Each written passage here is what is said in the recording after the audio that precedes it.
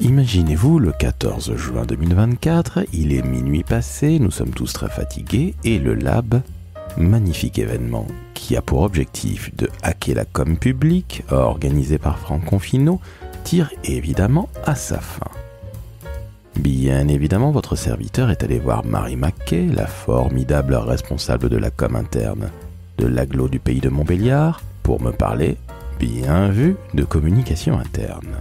Et comme Marie est très courageuse, elle est venue parler de ce sujet qui finalement est en train de renaître depuis quelques années, peut-être grâce au Covid.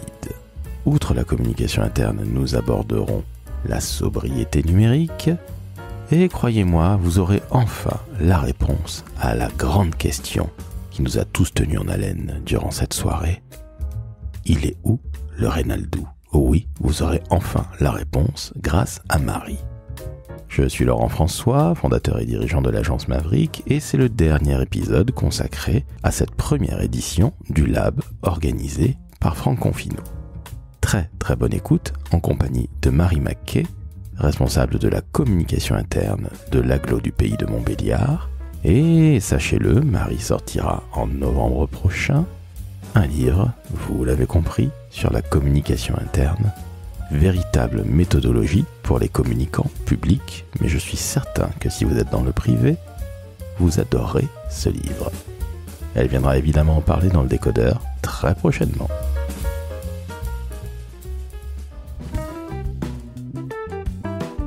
Le décodeur de la communication, un podcast de l'agence Maverick.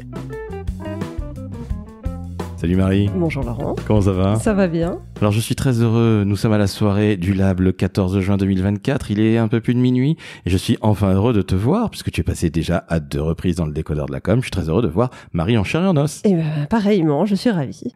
Merci à toi. Alors Marie, tu es responsable de la communication interne à l'agglomération du pays de Montbéliard, les choses n'ont pas changé ? Non, toujours ça. Alors ce qui a changé par contre, c'est que toi, la spécialiste de la communication interne, mais pas que évidemment, tu es en train d'écrire un livre sur la com interne. Alors sans dévoiler quoi que ce soit, mais j'ai vu un post LinkedIn cette semaine où tu disais, dites donc, s'il y a des gens qui veulent être un peu contributeurs sans pour autant écrire à ta place, ils sont les bienvenus. Allez, parle-nous en quelques minutes de ce livre s'il te plaît, et puis évidemment on va te demander ce que tu as pensé de cette magnifique soirée qui n'est pas encore finie. Alors c'est un livre qui va traiter de stratégie de communication interne. Oui, j'ai fait un petit appel à contribution. L'idée c'est pas tant de rédiger à ma place, mais plutôt d'avoir de multiples témoignages en fait de ce qui se fait dans des collectivités ou dans des structures publiques, parce que illustrer les propos par des propos très pratiques, des propos de terrain, et ça permet de montrer toute la richesse de ce que les communicants internes proposent dans leurs différentes collectivités.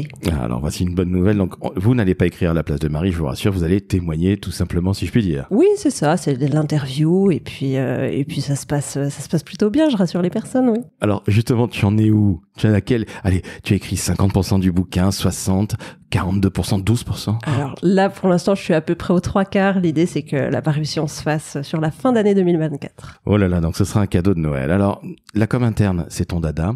Figure-toi que j'ai interviewé 3 DIRCOM dans les semaines passées qui faisaient de la com externe, mais aussi de la com interne et qui adoraient la com interne. Et dans le tout premier épisode où on a fait connaissance avec David Bessis de Rubix, que l'on salue et qui est du côté de Lyon, qui n'est pas avec nous ce soir, parce que ce n'est pas un communicant public, je le rappelle, nous sommes au Lab, organisé par Franck Confino.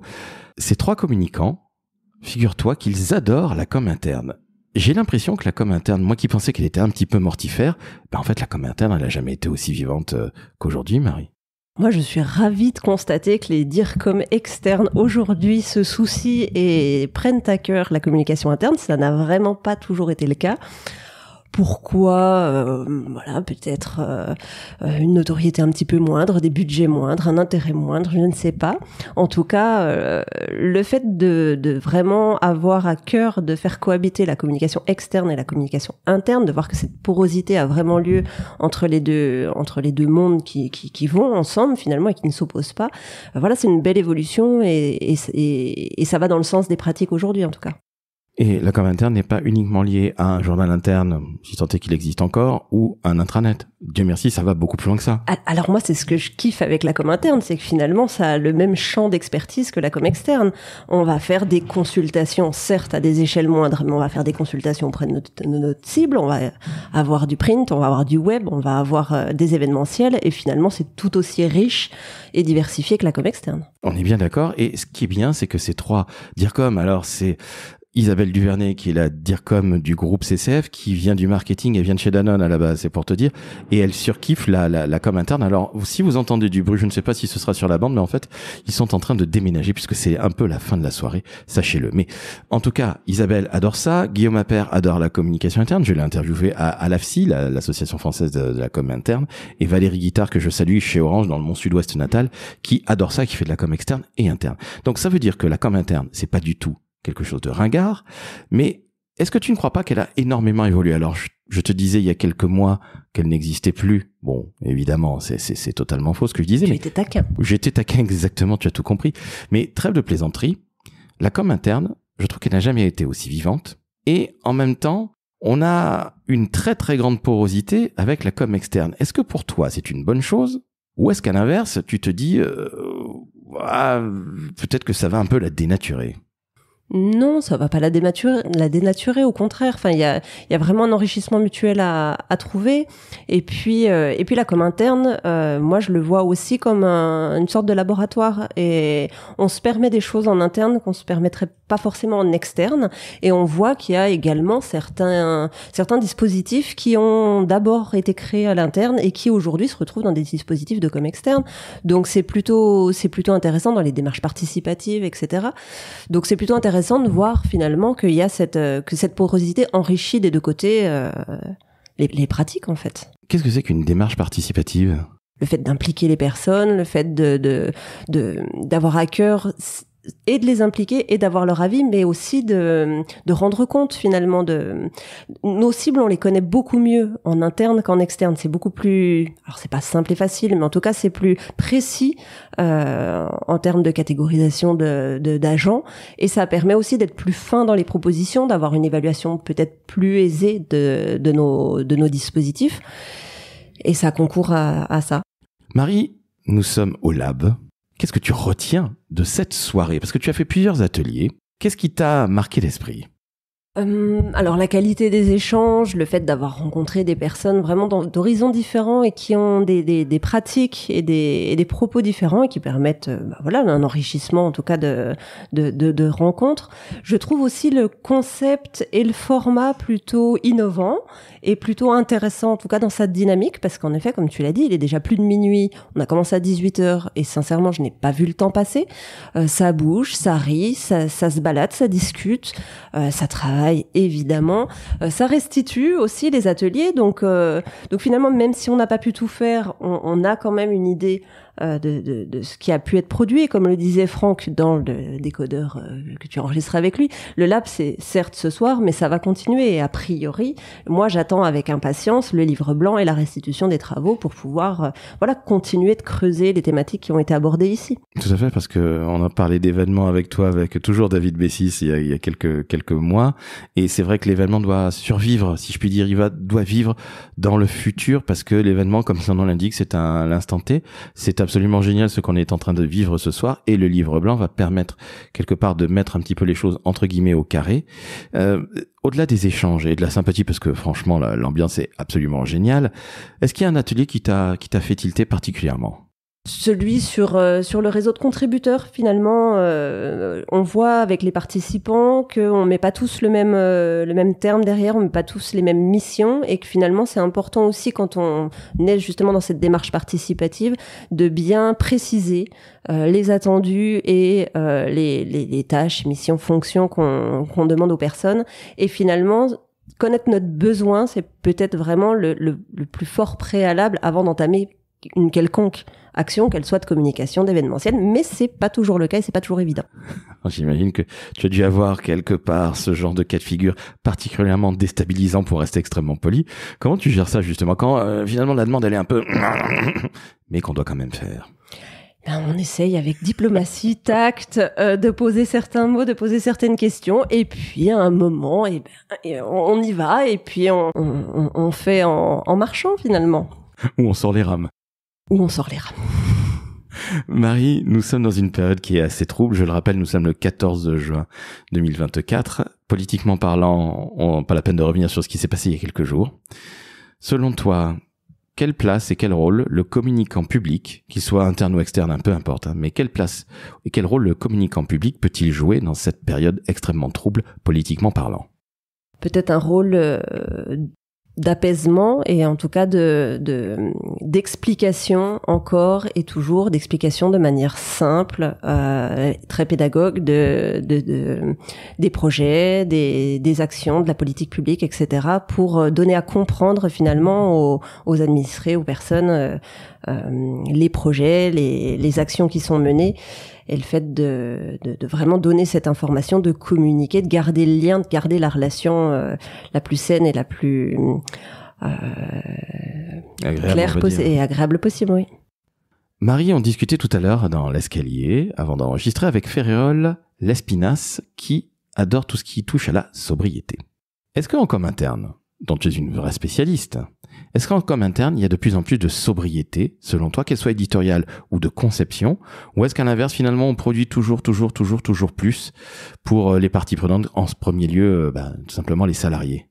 Alors, je veux pas faire une généralité ni parler à la place des autres, mais je pense qu'on est quand même nombreux, soucieux de cette sobriété, soucieux de produire des contenus de qualité. C'est-à-dire que c'est pas forcément faire mieux en faisant toujours plus, mais finalement, ça peut être justement l'inverse, de se dire comment est-ce qu'on peut faire mieux en faisant avec moins. Et de toute façon, on voit bien que nos budgets, nos moyens baissent et qu'on a quand même une exigence de qualité qui est là. Donc, comment faire mieux avec moins? Et finalement, cette sobriété, cette simplicité, le fait d'aller aussi quelque part droit au but, c'est une réflexion à avoir dès le départ, et c'est ce qui nous permet aussi peut-être parfois de pas nous perdre dans des méandres d'informations qui sont très très nombreuses, etc. J'ai suivi cet atelier sur la sobriété. En effet, on voit bien nombre de pages de nos intranets ou de nos internets qui ne sont jamais lus, qui n'ont pas de trafic. Combien de contenus sont obsolètes très rapidement et finalement continuent d'être hébergés, etc. C'est comment on rationalise un petit peu ça et on le pense différemment dès la conception. C'est-à-dire qu'on pense la fin de vie d'un contenu dès sa création finalement. Et ça fonctionne pour le print, pour le web, pour l'événementiel, c'est pareil, ou quand on crée des goodies, enfin, c'est qu'est-ce qu'on va faire de tout ça quand on en aura plus l'utilité pour laquelle ça a été créé au départ, mais finalement on peut trouver une autre utilité, un réusage de ces choses-là. La com interne n'est pas nécessairement la com qui est la plus prisée de nos amis jeunes, parce qu'ils la connaissent pas tout simplement, non pas qu'elle soit moins bien, ou que ce soit une ligue 2 ou 3 de la com, bien au contraire. Et je te disais, il y a des DIRCOM externes qui adorent la com interne, tant mieux. Finalement, ce mépris qu'il y avait il y a peut-être encore quelques années, il n'existe plus dans des entreprises qui plus est de belle taille ou des institutions, comme chez toi, des institutions publiques. Mais quel conseil tu donnes à un jeune qui veut se lancer dans la com interne, tiens? La question est dure, je sais. C'est d'oser déjà. Enfin, comme pour n'importe quel jeune, c'est le conseil que je donne à nos apprentis et aux stagiaires que j'accueille, c'est qu'à un moment, il faut avoir la curiosité d'aller là où c'est pas forcément évident, là où on ne connaît pas forcément les choses. La com interne, c'est un formidable terrain de jeu. Finalement, si on se dit je vais aller dans le numérique ou je vais aller que dans l'événementiel ou que dans le journalisme, c'est très bien, on se spécialise dans un domaine, mais on s'enferme aussi quelque part dans ce domaine. La com interne, on peut quelque part toucher à tout. Pour un jeune qui se lancerait dans la communication, qui plus est dans la communication publique, ça permet de vraiment connaître le fonctionnement des institutions, de connaître les projets, d'être au cœur aussi des décisions, etc. Donc la com interne permet en tout cas cette ouverture d'esprit et cette curiosité. Dernière question et pas des moindres. Marie, tu sais que dans l'équipe d'organisation, il y a un certain monsieur Tuilet ou Thuillet, ça dépend comment on te prononce, tu le connais. Alors Marie, il a les yeux dans les yeux. Je te pose the question. Il est où, le Reynaldou?